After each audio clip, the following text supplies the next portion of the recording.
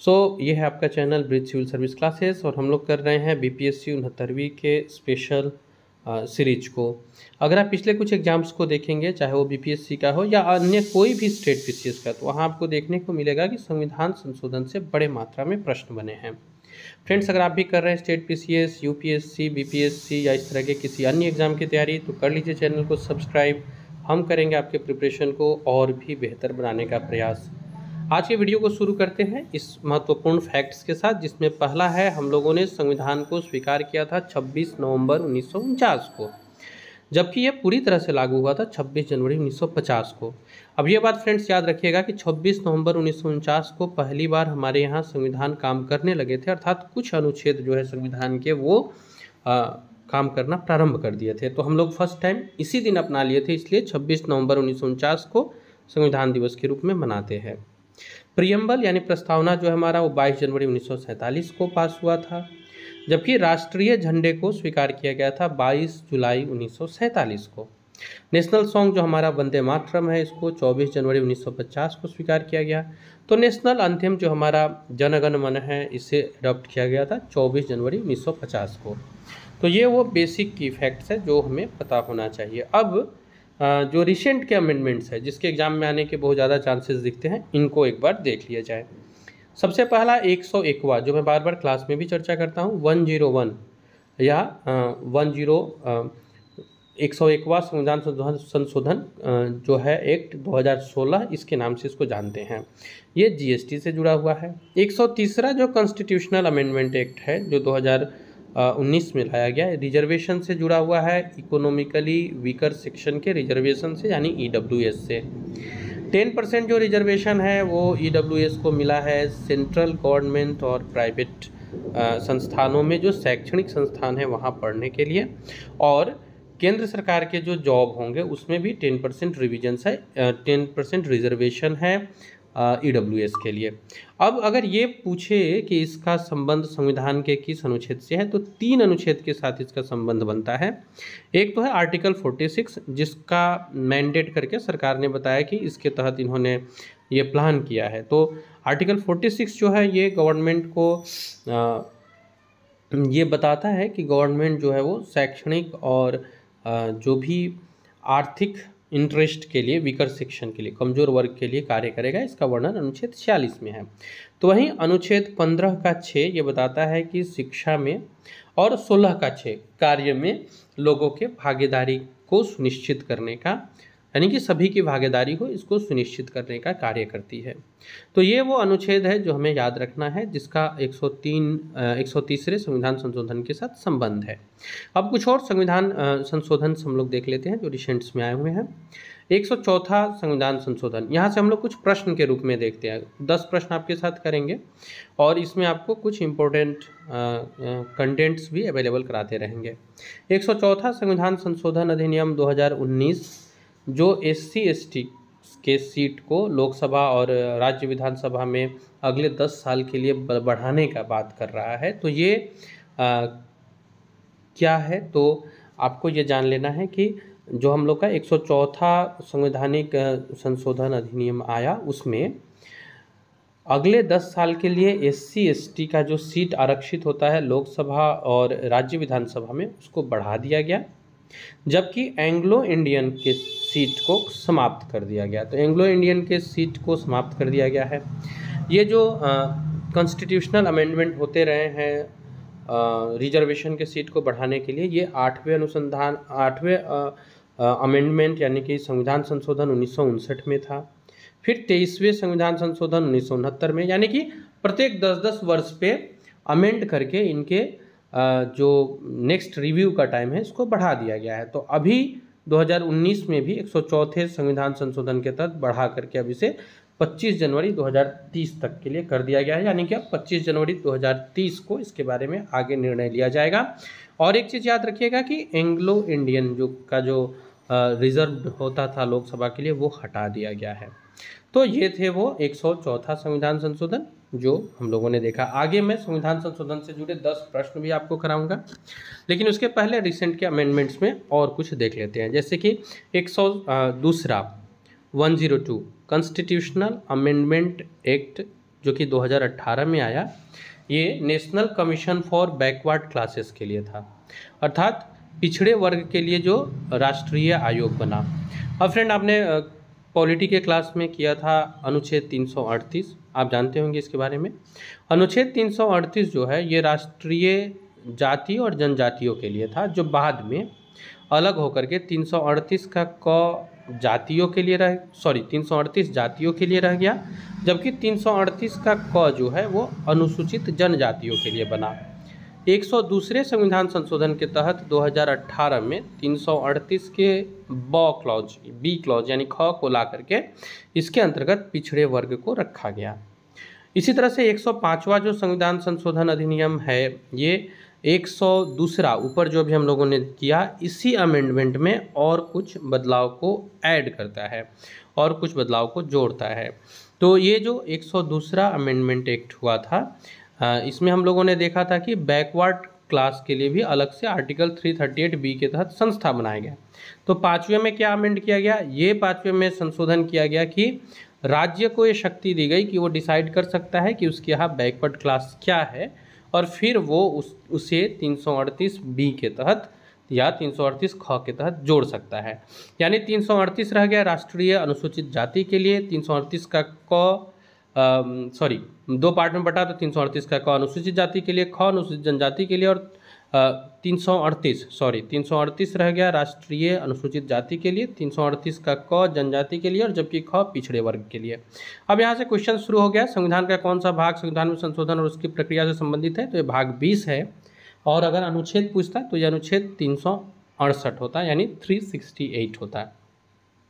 अगला प्रश्न है, भारत में प्रशासनिक न्यायाधिकरणों की स्थापना के लिए कौन सा संवैधानिक संशोधन प्रदान किया गया है? तो जो प्रशासनिक न्यायाधिकरण यानी एडमिनिस्ट्रेटिव ट्रिब्यूनल्स के लिए, इसकी स्थापना के लिए जो था वो 42वां अमेंडमेंट एक्ट था, जिसमें संवैधानिक संशोधन किया गया था। जीएसटी को किस संशोधन के जरिए शामिल किया गया था? यह भी हम लोगों ने किया 101, यानी कि ऑप्शन ए शुरू होगा। हाँ, ये याद रखिएगा, जीएसटी को जो लागू किया गया था 1 जुलाई 2017 से ये काम करना शुरू किया था। भारत में वस्तु एवं सेवा कर कब लागू किया गया? यह भी हम लोगों ने किया था ऑप्शन सी 1 जुलाई 2017 से। भारत के संविधान का 52वां संशोधन सबसे निकट किस चीज़ से जुड़ा हुआ है? 52nd संशोधन अगर आप जानते हैं तो इसका संबंध है एंटी डिफेक्शन लॉ से, यानी कि जो 52वां संशोधन था वो 10वीं अनुसूची के तहत दल बदल के बारे में चर्चा करता है और इसी से संबंधित है ये। ये लाया कब गया था? तो 1985 में भारत का संविधान का 52वां संशोधन किया गया था, जिसके तहत 10वीं अनुसूची का निर्माण भी हुआ था।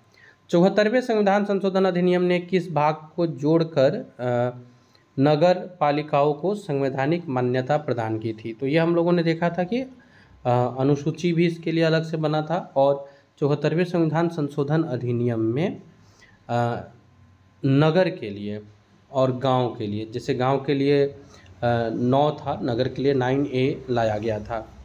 निम्नलिखित में से किस संशोधन ने मतदान की आयु को 21 से घटाकर 18 वर्ष कर दिया था? तो ये 61 था, जिसमें 61वें संविधान संशोधन में मतदाता की जो आयु है वो 21 से घटाकर 18 कर दिया गया था। ये लागू कब से हुआ था? तो 1989 से, और इसके तहत हुआ क्या था? तो जो वोटिंग एज है उसको 18 कर दिया गया था। और ये किस अनुच्छेद में संशोधन करता है? तो 326 जो है हमारा 326 नंबर जो आर्टिकल है उसमें अमेंड करता है। 324 में निर्वाचन आयोग और 326 में निर्वाचन संबंधित प्रक्रियाओं के बारे में चर्चा है। निम्नलिखित में से कौन सा संवैधानिक संशोधन शिक्षा के अधिकार को प्रदान करता है? तो डी हो जाएगा। 86 जो था उसमें संवैधानिक संशोधन करके शिक्षा के अधिकार को दिया गया था, 2002 में ये आया था। और ये अमेंडमेंट जो है वो अनुच्छेद 21A के तहत रखा भी गया था, यानी अनुच्छेद 21 के A में इसका वर्णन किया गया है। तो ये याद रखिएगा, 86वां संविधान संशोधन के तहत ही शिक्षा का अधिकार मिला था, और इसी के तहत अनुच्छेद 21 के क वर्ग का जो निर्माण है इसी के बारे में है। भारत के संविधान का सबसे लंबा संशोधन कौन सा था? तो वो 42वां संशोधन था, 42nd अमेंडमेंट, जिसको मिनी कॉन्स्टिट्यूशन के नाम से भी जानते हैं। इसको इंदिरा गांधी की सरकार थी तब, उस समय ये संशोधन हुआ था, और ये इतना अधिक संशोधन था इसमें नियमों का कि इसे मिनी कॉन्स्टिट्यूशन कहा गया। 44वां संविधान संशोधन किस वर्ष पारित किया गया? तो ये 1978 में आया था। 42वें संविधान संशोधन में जो गड़बड़ियाँ रह गई थी, उस कई 42वें संविधान संशोधन में ऐसे अमेंडमेंट किए गए थे जो कि थोड़े अजीब टाइप के से थे, तो उन्हें चेंज करने के लिए 44वां संविधान संशोधन लाया गया था 1978 में, यानी कि हमारा उत्तर जो होगा वो हो जाएगा ए 1978। तो क्या था इसका उद्देश्य? इसका उद्देश्य था जो 42nd अमेंडमेंट एक्ट 1976 में लाया गया है उसमें बदलाव करना, उसको बेहतर करना। सो भाई आगे बढ़ते हैं और कुछ महत्वपूर्ण जो अमेंडमेंट्स है उसको देख लेते हैं एग्जाम की दृष्टि से। सबसे पहले जो पहला संविधान संशोधन हुआ वो कब हुआ था? 1951 में। और क्या हुआ था इसमें? तो 9वें अनुसूची को संविधान में जोड़ा गया था। इसके बाद 7वां संशोधन हुआ था 1956 में, और इसमें क्या हुआ था? भाषाई आधार पर राज्यों का निर्माण। 24वां अमेंडमेंट एक्ट जो 1971 में हुआ था, ये किसके बारे में है? तो ये पार्लियामेंट को यानी संसद को ये शक्ति दिया था कि वो फंडामेंटल राइट्स से जुड़े नियमों को बना सकती है, उसमें संशोधन कर सकती है। 42nd अमेंडमेंट एक्ट जो 1976 में आया, इसको मिनी कॉन्स्टिट्यूशन कहते हैं। और 44th अमेंडमेंट एक्ट 1978 में जो आया वो 42वें 42nd अमेंडमेंट एक्ट में जो कुछ हुए थे उनके बदलाव से जुड़े हुए हैं। 52वां संविधान संशोधन अधिनियम 1985, ये एंटी डिफेक्शन लॉ यानी कि 10वीं अनुसूची से जुड़ा हुआ है। 61वां संविधान संशोधन अधिनियम 1989, ये एज लिमिट के बारे में है, जो वोट देने के, मत देने के जो उम्र है उसको 21 से घटाकर 18 किया। 65th अमेंडमेंट 1990, जिसने national commission for SC and STs को अंडर आर्टिकल 338 के तहत रखा, इसे सेपरेट किया 338, 338A, जिसमें 89th अमेंडमेंट एक्ट 2003 ने सेपरेट कर दिया कमीशन को STs के लिए, जो 338A बना। 73rd and 74th amendment act जो है यानी कि 73वां और 74वां संविधान संशोधन 1992-93 में लाया गया, ये भी बहुत इंपॉर्टेंट है। 1992-93 में लाया गया था, जिसमें पंचायतें और नगर पालिकाओं को जोड़ा गया था। यहाँ जो है 89वां संविधान संशोधन, एक तो 65वां जो आया था वो राष्ट्रीय अनुसूचित जाति और अनुसूचित जनजाति आयोग के लिए 338 लेकर के आया था, पहले हम लोगों ने चर्चा भी किया है। बाद में 89वें संविधान संशोधन 2003 के तहत अनुसूचित जनजातियों के लिए अलग से 338A लाया गया, और फिर हम लोगों ने देखा है अभी कि पिछड़े वर्ग के लिए भी 338B ला दिया गया है। तो ये आप इम्पोर्टेंट अमेंडमेंट्स है जो आप याद रखेंगे। 73rd और 74th अमेंडमेंट एक्ट पंचायत और म्यूनसिपालिटी से जुड़े हुए हैं, ये भी याद रखिएगा। और यहाँ जो 86th अमेंडमेंट एक्ट 2002 है, ये राइट टू एजुकेशन का बात करता है, और ये इसी के तहत आर्टिकल 21A का आप कह सकते हैं कि गठन या सृजन किया गया, जिसमें शिक्षा के अधिकार को दिया गया मौलिक अधिकार के तहत। नेक्स्ट आते हैं अपने अगले अमेंडमेंट्स पे। तो यह है 91st अमेंडमेंट जो कि 2003 में हुआ। ये बताता है कि जो आपका विधायिका है, जो आपका संसद का जो विधानसभा का है आप स्टेट में, या फिर आप लोकसभा कह सकते हैं, इसमें जो मंत्रिपरिषद के सदस्यों की संख्या होगी वो 15% से अधिक नहीं होनी चाहिए, इंक्लूडिंग चीफ ऑफ दैट, आप कह सकते हैं प्रधानमंत्री है तो प्रधानमंत्री या मुख्यमंत्री। 97th अमेंडमेंट एक्ट जो कि 2011 में लाया गया, ये सहकारी समाज से जुड़ा हुआ है। 9B और अनुच्छेद 243 इससे संबंधित है। इसमें क्या था कि कोऑपरेटिव सोसाइटी बनाने का भी फंडामेंटल राइट दिया गया था। अब आपको याद होगा कि हम लोगों ने अनुच्छेद 19 के 1C में भी पढ़ा था कि संघ बनाने का अधिकार या संघ बनाने का अधिकार भी फंडामेंटल राइट्स के अंतर्गत आती है। नेक्स्ट आते हैं 99th अमेंडमेंट 2014, 99वां संविधान संशोधन 2014। इसमें एनजैक की स्थापना हुई, ये भी बहुत इंपॉर्टेंट है, अभी हाल ही में खूब चर्चे में भी रही है। एनजैक नेशनल जुडिशियरी के लिए इसका गठन किया गया था। जजेज का जो अपॉइंटमेंट कमीशन है, नेशनल जजेज अपॉइंटमेंट कमीशन है, ये है एनजैक जो 2014 में लाया गया था। अब ये याद रखिएगा कि सुप्रीम कोर्ट ने 2015 में इसे वैध नहीं बताया था। खैर आगे बढ़ते हैं। अगला है 100वां संविधान संशोधन अधिनियम। यह भी हाल ही में भारत और बांग्लादेश के बीच वो जो बॉर्डर के समीप के जो क्षेत्र है उसके आदान प्रदान के लिए 100वां संविधान संशोधन अधिनियम 2015 में लाया गया था, जिसमें लैंड एक्सचेंज हुआ था इंडिया और बांग्लादेश के बीच में।